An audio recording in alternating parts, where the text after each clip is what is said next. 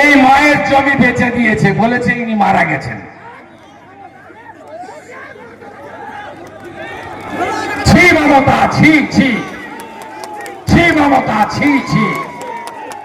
এখানকার প্রধান লিখে দিয়েছে, এই যে আমাদের কাছে সব দলিল দেখুন, দেখুন দলিল দেখুন, 105 জনের সর্বনাশ করেছে।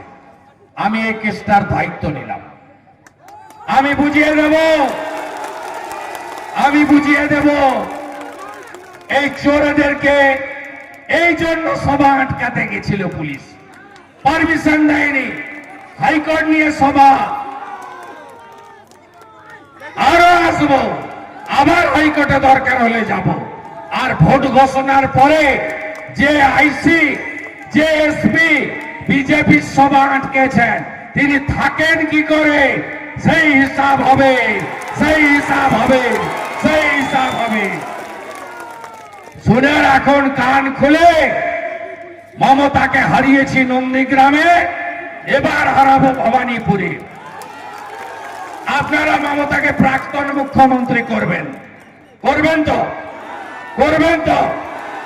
প্রতি হাতে কাজ, ঘরে ঘরে চাকরি, মহিলাদের সামাজিক অর্থনৈতিক নিরাপত্তা শুধু নয়, মহিলাদের সুরক্ষা দেবে বিজেপি। এই রাজ্যে আরজি করের বদলা চান, হ্যাঁ কি না বলুন?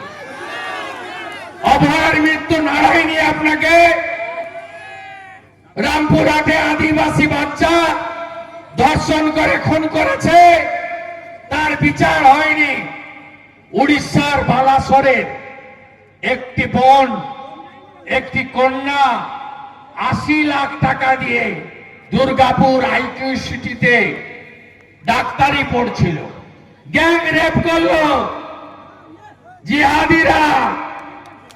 মমতার বিশেষ সম্প্রদায়, মমতার বিশেষ ভোট ব্যাংক।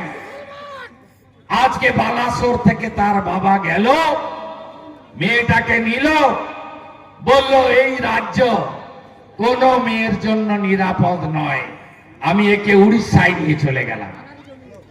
আপনারা চান না আপনাদের নিরাপত্তা, আপনাদের সুরক্ষা?